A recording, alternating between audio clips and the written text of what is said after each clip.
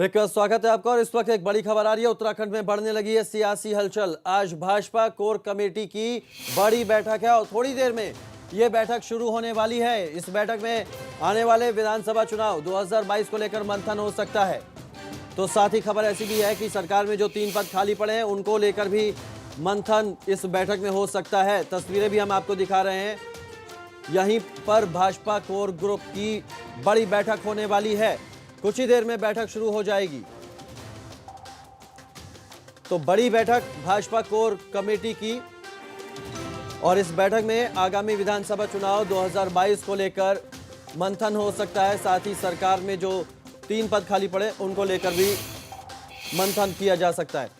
और ज्यादा जानकारी के साथ सीधे रुख करते हैं देहरादून से हमारे संवाददाता विनोद कुमार का। विनोद हमारे साथ जुड़ गए। विनोद, कितनी महत्वपूर्ण ये बैठक है और किस वक्त शुरू होगी? क्या मुख्यमंत्री भी पहुंच गए हैं बैठक में शामिल होने के लिए?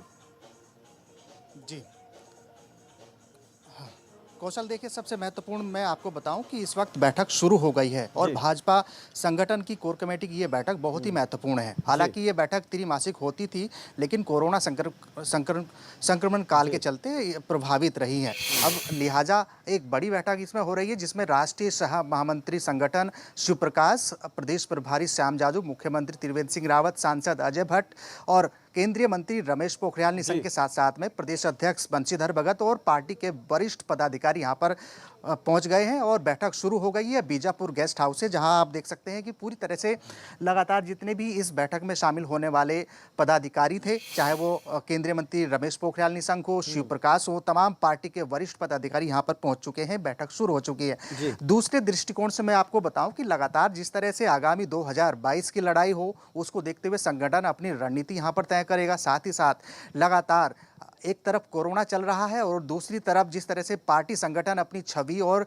लगातार अच्छे कार्य करता रहा है, तो ऐसा पूरी तरह से जो उत्तराखंड भाजपा के विधायक हैं और कई जिनको नोटिस दिया गया है, हालांकि वो पूरी तरह से पार्टी संगठन पर पलीता लगाते नजर आ रहे हैं। उनको नोटिस दिया गया है, कारण बताओ पूछा गया है कि आखिरकार उनसे जो कारण पूछा गया है उनका भी चर्चा यहाँ पर की जाएगी। और लिहाजा सबसे महत्वपूर्ण बात यही है कि त्रिवेंद्र सरकार को 3.5 साल हो गए हैं, अब तक 3 पद उसमें खाली पड़े हैं। हालांकि बात निकल कर ये आ रही है कि एडजस्टमेंट सिर्फ निकाय चुनाव को लेकर ही होगा, क्योंकि हरिद्वार में निकाय चुनाव होना है और तो ऐसे में मंत्री पद भरा नहीं जा सकता है। लिहाजा इस तरीके के भी कुछ खबर निकल कर सामने आ रही है। महत्वपूर्ण मसलों पर इस बैठक में चर्चा होगी। बैठक शुरू हो चुकी है, लेकिन इतना है कि आने वाले हरिद्वार के निकाय चुनाव हो या फिर आने वाले 2022 की सबसे बड़ी लड़ाई हो यानी विधानसभा चुनाव हो, तमाम महत्वपूर्ण फैसले को लेकर, मसलों को लेकर आज इस पर विचार होगा, मंथन होगा।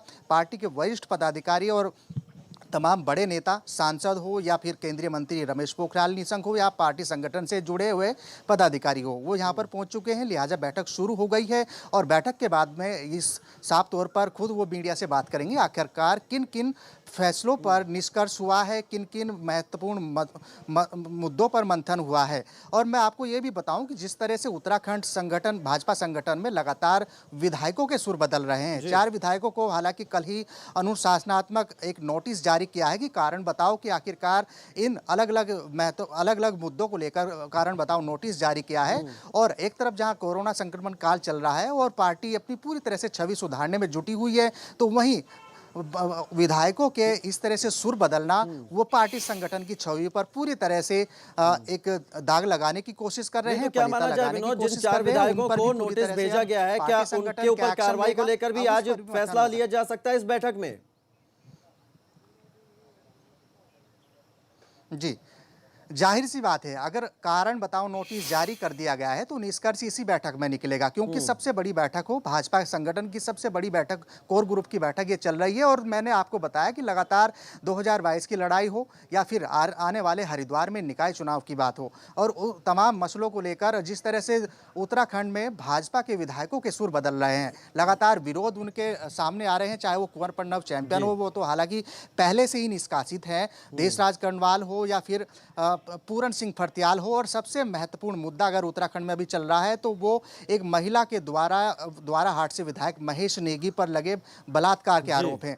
इन तमाम मुद्दों को लेकर भी उनको कारण बताओ नोटिस जारी कर दिया गया है। हालांकि महेश नेगी का नाम उसमें नहीं है, लेकिन पूरी तरह से ये मुद्दा गरमाया हुआ है उत्तराखंड की राजनीति में। इस मसले को लेकर यहाँ पर चर्चा होगी और लगातार, जैसे मैंने आपको बताया कि त्रैमासिक ये बैठक थी, इसमें लगा विनोद, कोरोना जिस तरह से जिक्र हो रहा है कि कोरोना की वजह से ये बैठक अब बुलाई गई है, तो कोरोना को लेकर क्या एहतियात बरते जा रहे हैं बैठक में?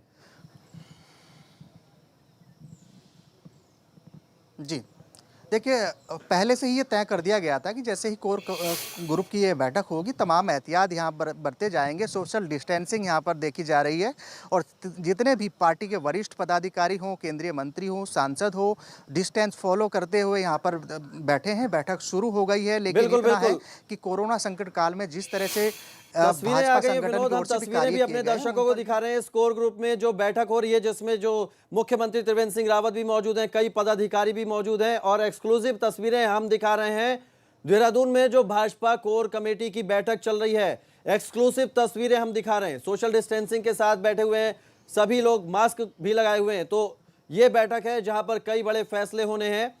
भाजपा कोर कमेटी की बैठक की ये तस्वीरें एक्सक्लूसिव हम अपने दर्शकों को दिखा रहे हैं। उत्तराखंड में देहरादून में ये बैठक चल रही है और इस बैठक में कई अहम फैसले लिए जा सकते हैं। 2022 के चुनाव को लेकर भी रणनीति बन सकती है, और जो सरकार में 3 पद खाली पड़े हैं उनको लेकर भी इस बैठक में मंथन किया जा रहा है।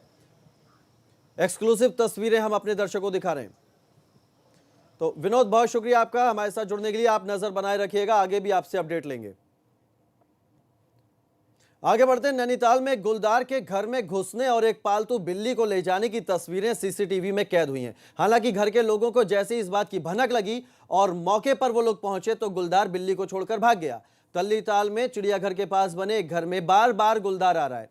19 जुलाई की रात को भी इसी घर से एक कुत्ते को गुलदार ने अपना निवाला बनाया था। आए दिन घर में गुलदार आने से यह परिवार भी दहशत में है। तो ये तस्वीरें सीसीटीवी की हम आपको दिखा रहे हैं, और ये देखिए गुलदार जो एक बिल्ली को अपना शिकार बनाना चाहता था, लेकिन परिवार के लोगों को जैसे ही इसकी भनक लगी तो गुलदार बिल्ली को छोड़कर भाग गया।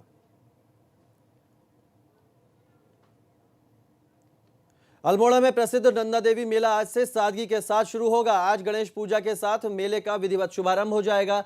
हर साल पूजा में शामिल होने वाले चंद वंशज पूर्व सांसद राजा केसी सिंह बाबा इस बार कोरोना महामारी को देखते हुए पूजा में हिस्सा नहीं लेंगे। उनके बेटे चंदवंशीय युवराज नरेंद्र चंद्र और उनकी पत्नी कामाक्षी गणेश पूजा कर मेले का शुभारंभ करेंगी। आपको बता दें, कुमाऊं मंडल समेत पूरे प्रदेश में नंदा देवी का बहुत महत्व है। कुमाऊं और गढ़वाल में नंदा देवी को अपनी इष्ट, आराध्य बहन और बेटी के रूप में पूजा जाता है। ये मेला 203 सालों के इतिहास में इस बार पहली बार बेहद सादगी के साथ मनाया जाएगा।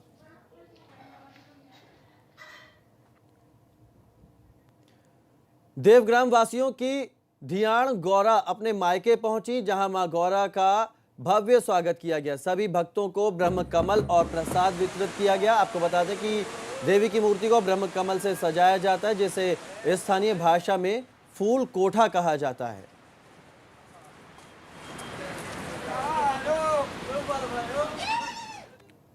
तो पहाड़ प्रभात में इतना ही, लेकिन एबीपी गंगा पर खबरों का सिलसिला लगातार जारी है।